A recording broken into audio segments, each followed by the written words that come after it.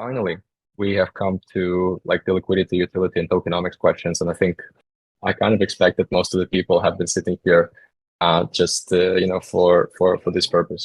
So I'm going to start with liquidity, and yeah, I don't have slides for this. It's just going to be voice, and the reason for this is that the team doesn't really dictate these things.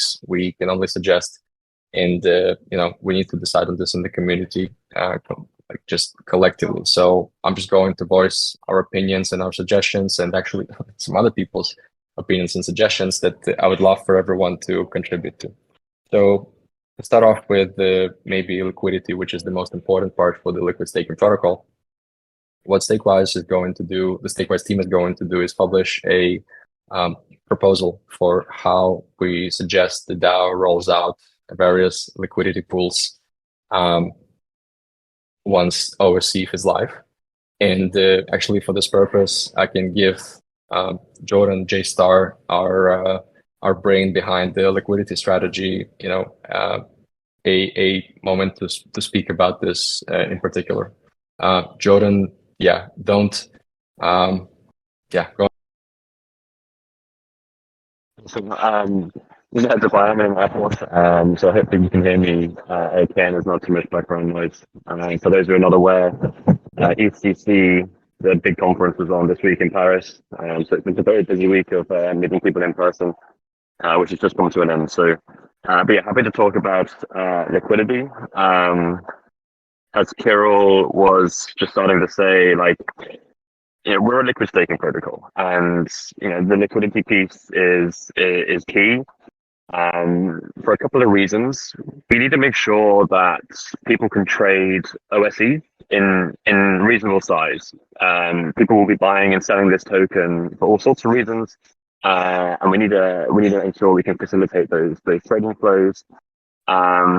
There's other reasons as well, which are not always so obvious, and that is we want to get OSETH integrated in as many protocols as possible across the ecosystem. And these protocols also rely on liquidity. So, for example, Aave requires the ability to sell OSETH into the markets if it needs to liquidate positions on its protocol. So, gaps or integrations of OSETH also require liquidity.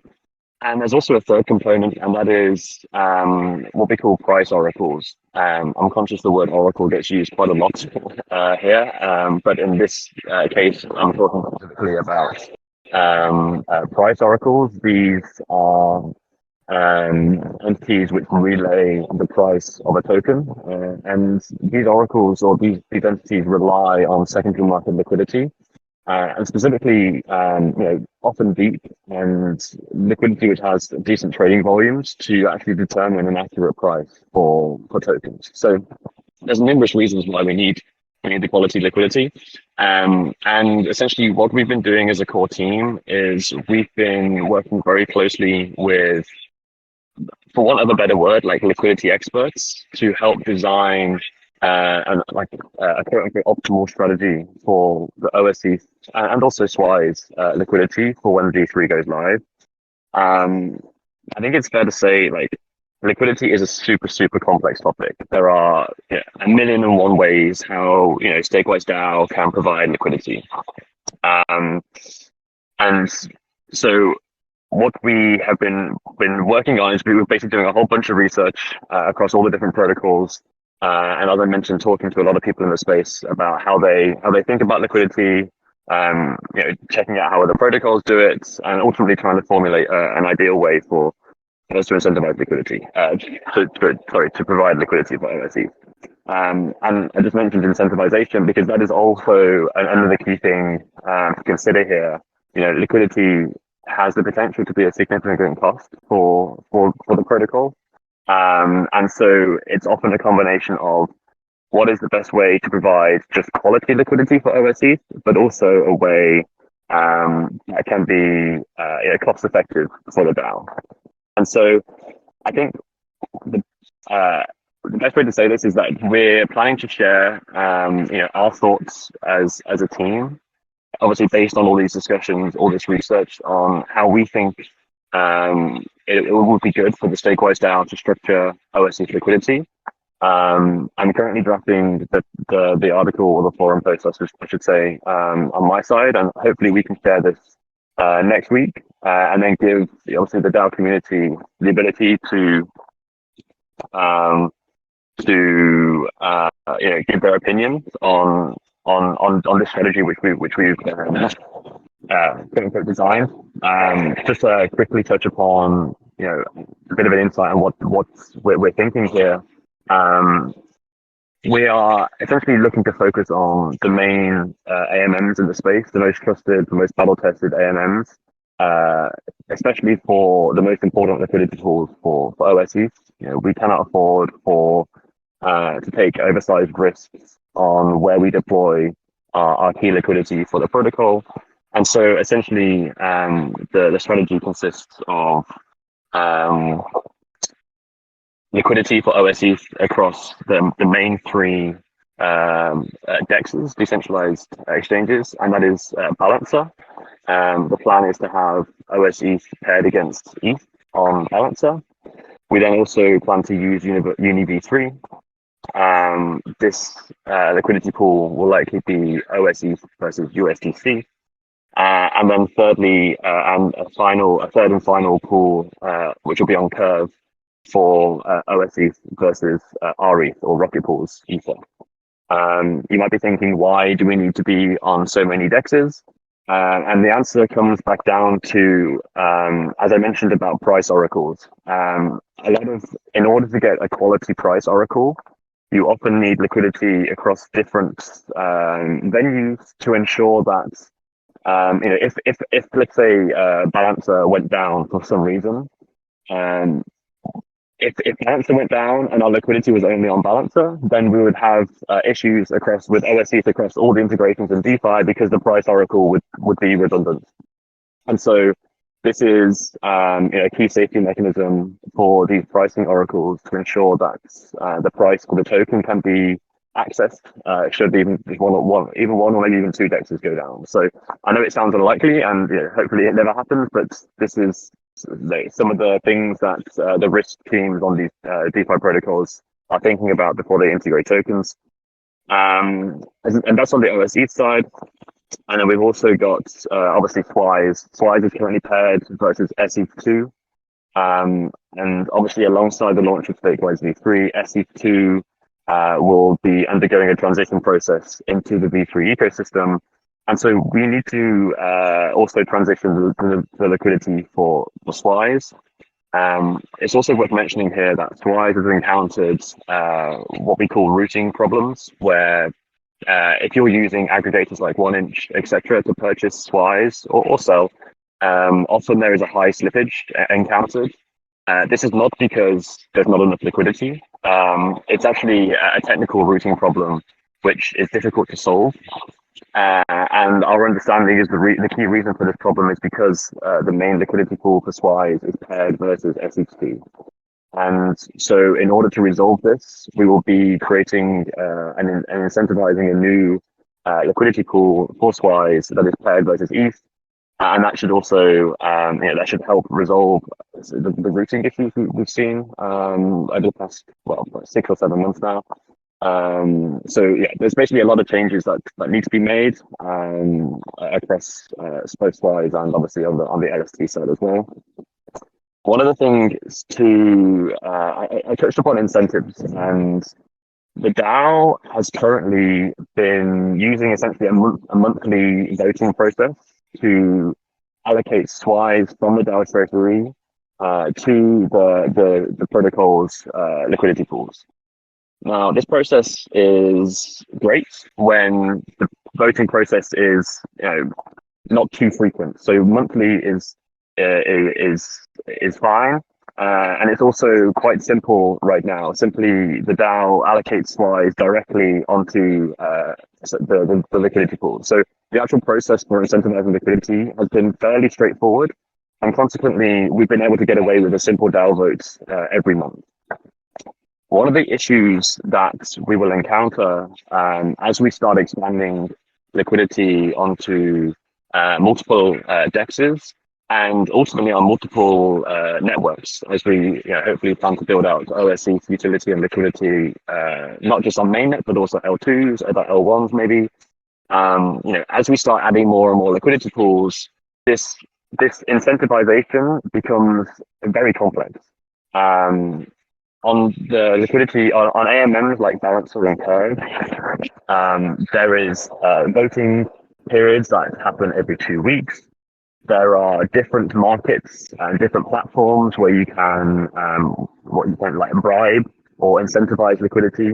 And so the StakeWise DAO really needs to, I guess, mature in the way that it provides and incentivizes liquidity.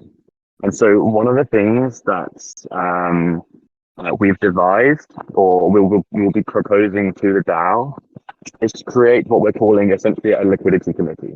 Now, the liquidity committee will have a couple of roles. The first is actually it's just a group of people who are very, very clued up in the liquidity ecosystem as a whole. We need, as I mentioned, it's a highly complex topic. There's a lot of nuances, and we essentially need experts to help advise the DAO and ultimately to be the driver for the DAO's liquidity strategy. It's important to note that this committee will not be acting on its own. It will essentially be mandated by the DAO and guided by the DAO's approval, essentially, of liquidity strategies. So it doesn't have the free will to act however it wants. But what it will do is it will be very active in proposing new liquidity avenues and just ultimately updating the liquidity strategy for the DAO. So that is like one of the roles for this liquidity committee. The other is, and I touched upon it around the complexities of providing incentives. This committee will also have autonomy on and be required to execute the incentives plan, again, that is approved by the DAO across the various AMMs where there'll be liquidity.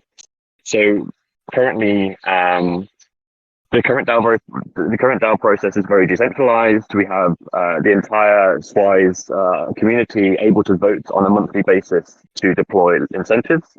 What I will propose with this liquidity committee is something similar, where every month the liquidity committee will propose a budget for the next month's incentives, and the DAO will be able to vote again in the fully decentralized manner to provide the liquidity committee with its suggested SWISE budget.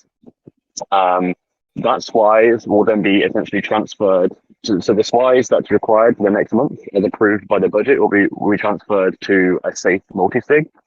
At which point the liquidity committee then has the ability to deploy the incentives, as I mentioned, ultimately as it sees fit and best for the DAO, and be able to be more nimble in how it deploys the liquidity across these deploys the incentives across these different platforms. So yeah, that's the liquidity committee that we've kind of been formulating on our side. Again, it's still very much just an idea. We believe this is a good method to go down. Again, trying to keep it as decentralized as possible, but whilst giving the DAO or this sub DAO or sub team, so to speak, the ability to actually execute an effective liquidity strategy for StakeWise. So yeah, and again, that liquidity committee, I am also writing up a forum post to put towards the DAO, and it'll be great again to get the feedback of the wider community on the structure of that committee. Yeah, I believe that is everything. Obviously, anyone's got any questions, or Kirill, feel free to add anything I might have just missed on the liquidity side. No, I think you spoke very comprehensively about this. I might only add that we're trying to take from the playbook of bigger DAOs in terms of how they coordinate, because we are expecting to grow bigger and are suggesting to venture into more complicated operations, complicated in terms of coordination rather than risk, I should say. And that's the reason why, we want to propose an incentives committee. I would like to also add that we would want to see this implemented with different tools like Brahma's console, which is essentially a set of permissions that you can put on top of a Gnosis safe that the incentives committee keeps the SWIs in, so that the DAO actually controls where the SWIs can be deployed, so that it cannot be appropriated, it cannot be just misspent on things other than liquidity incentivization, which is, I believe, an important caveat to add. So yeah, really trying to, in our proposal, strike the balance between decentralization and like navigating more fast-paced decision making. That's the only thing I wanted to add. So Jordan, yeah, unless you have anything else to say to this, maybe there are questions around the liquidity topic. If so, yeah, someone you can raise your hand. Doesn't seem like there are any at this time, but yeah, let's see someone's looking to contribute. Hey guys. Hey, thanks for putting this together. Hey, Colin. Good work on just V3 in general. Very excited for what you guys have built here. I was just, Jordan, do you guys think like the critical momentum, or not critical momentum, the amount of OS/ETH in DeFi to get a Chainlink Oracle is like across different venues? Is there like a TVL number or one that we should keep in mind? Because obviously, in my mind, that's the most critical near-term step, besides obviously, I think, tokenomics as well. Yeah, you're absolutely right. So I don't say this explicitly, but it's fair to say that when we've been designing this liquidity strategy, it's with exactly Chainlink in mind. So Chainlink have given us essentially a set of criteria which they look for. And just for people in the audience, I kind of hinted at it when I said that these price oracles are super important, but they're also not always easy to obtain. Chainlink in particular is notoriously difficult. They have a very high bar that they set in terms of what the liquidity for a token should be before they're happy to build a price feed for that token. And arguably rightly so, a lot of TVL and DeFi relies on Chainlink oracles, and the last thing they want is to produce an oracle for a token who has crappy liquidity, and consequently that the price feed can't be relied upon. So to answer your question, no, there is not a TVL, or TVL does not feature, so to speak, in the criteria which Chainlink have provided. It is mainly two key things that they ask for. There's a couple of others, but the two key things are as follows. One, and I've already touched across this, they want liquidity across different venues, specifically 3 or more venues. And so that is exactly why when I mentioned the proposed plan is across Balancer, UniV3, and Curve, because that satisfies that 3 or more requirements. And the second thing is volumes. They actually, TVL is not super important. They don't care about depth of liquidity per se. What they care about is volumes. And volumes is key because essentially the way they determine the price is they need trading activity on these different venues in order to determine where the fair value for the token is across all of these different venues. And that comes with not TVL, but with trading volumes. And so they've essentially given a threshold of around $3 million of trading volumes per day. Now, this is something which, it's high, but it's certainly achievable. And again, the liquidity strategy which we've created here is designed in a way to help capture those volumes. And so, yeah, hopefully that answers the question basically. Yeah, that was great. Thanks. That was 3 million a day across 3 pools. Thanks, guys. I'm looking forward to seeing the liquidity strategy. And I think the Liquidity Incentives Committee makes a lot of sense too on a go-forward basis. Thanks, guys. So yeah, thanks. I appreciate it. I'm so looking forward to hearing your feedback on that as well. I'm conscious. We appreciate how vocal you are with opinions and stuff in Discord and the forums. It's great to see. So yeah, looking forward to hearing your feedback on when we do get those proposals out towards the DAO. Yeah, and maybe just to highlight further, I think this strategy has been sort of refined different times based on the feedback from more people within the trading community and liquidity provisioning and the incentives sort of management protocols. So yeah, big kudos to Jordan for performing this analysis and research. We have received stellar feedback here at DeepCC when speaking to people about it, just like based on what he put together. So yeah, great stuff, Jordan. Another thing we wanted to mention is obviously utility. So again, this is something that Jordan has been running with, but in the interest of time, I'll probably want to set up another call to talk about this. Maybe what's worth noting is that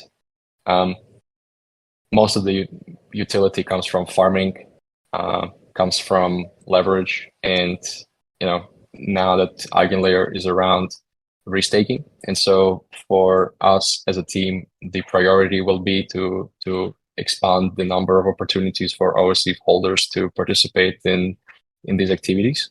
In terms of specific protocols, Jordan already mentioned the AMMs that we think it's worth deploying on from the get-go. But naturally, once a Chainlink Oracle is obtained, we would be looking to work with Aave and Maker to get the OSC token listed on there to allow borrowing against your stake ETH and the minting stable coins. We also are in talks with other emerging protocols. I'm not going to share which ones because, again, don't want to overpromise and underdeliver, but they work within the area of stablecoin minting.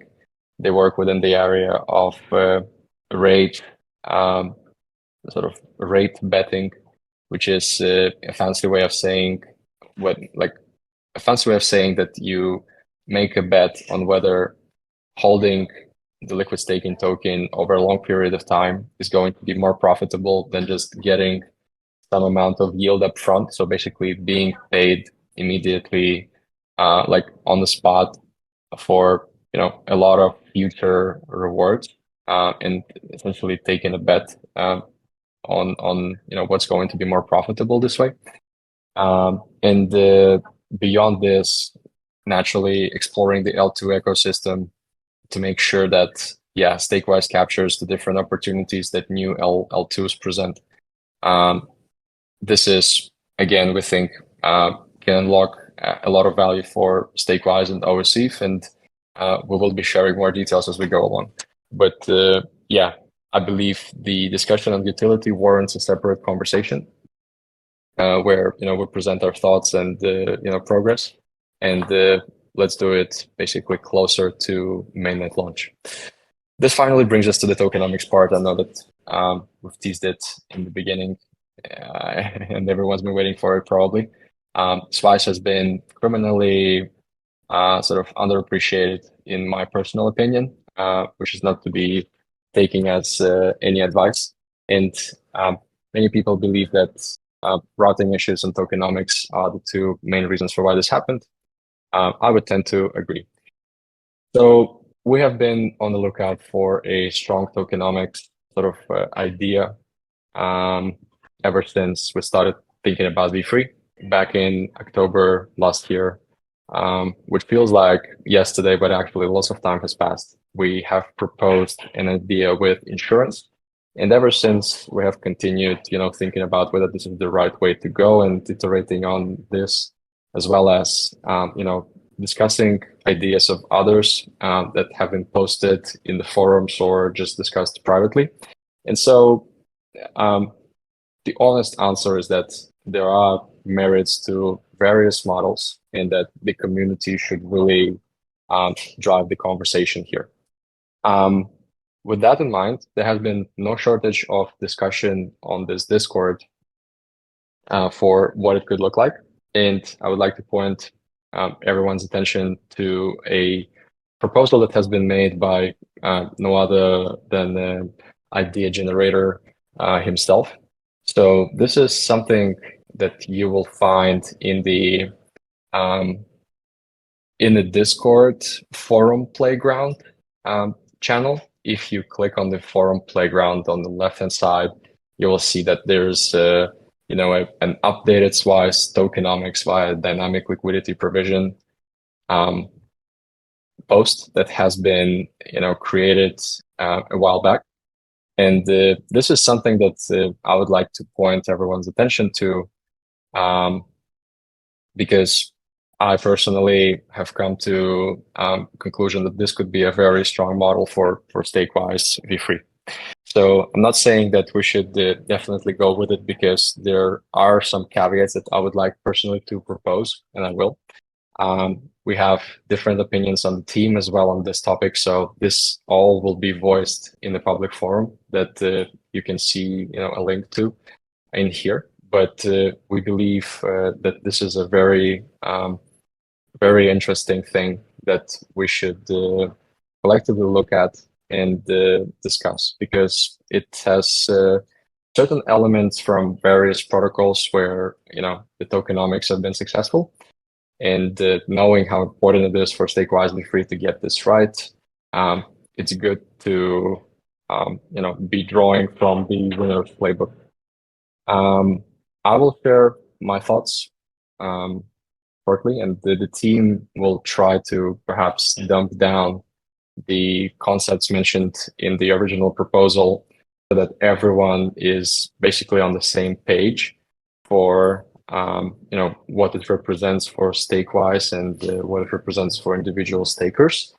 And yeah, I believe that collectively we should decide on this from here so that once the decision is made, the team can start working on something.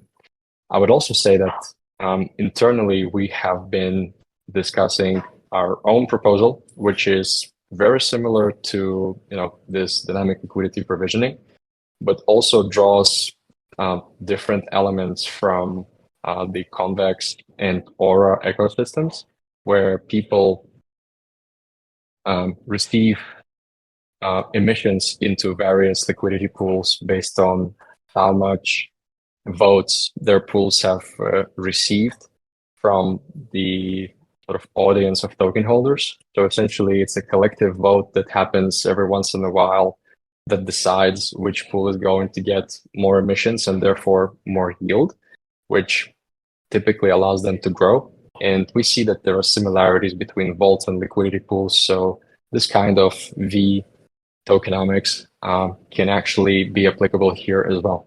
And so please expect, that is, again, just straightforward and as simple as possible for comprehension on the forum, for your, VU, for your, comments and discussion. And hopefully from the public discourse we collectively do on these two proposals, we can choose which one is, the best candidate for implementation. I would also say, if you have your own ideas for how this could work, please, again, post on the forum. If you need help with drafting the proposal, myself, Jordan, and other team members are here to help and actually make it look professional and well thought out, because we will also engage with it on our side to make it, into this if it's not quite there. So if there is something on your mind that you want to put out there into the public light, please contact us, and we will help you.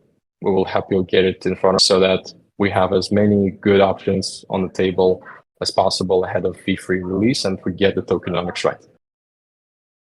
So with that in mind, I would say, tokenomics is something that the team will be implementing as soon as the decision has been made. Just judging on just going by our timelines, it is rather unlikely that the new tokenomics can be introduced in time for V3 release.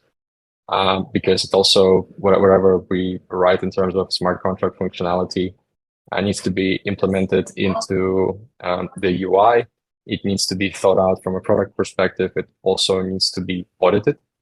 But yeah, we would love to get started on the discussion so that everyone has a good understanding of the direction that the StakeWise DAO is going to with regards to its token. Okay, so with that in mind, if anyone has questions or anything to add to the tokenomics and utility conversation, now is the time. Please raise your hand and comment or ask questions, because I'm sure there may be important topics on your mind, because it's an important change for the protocol.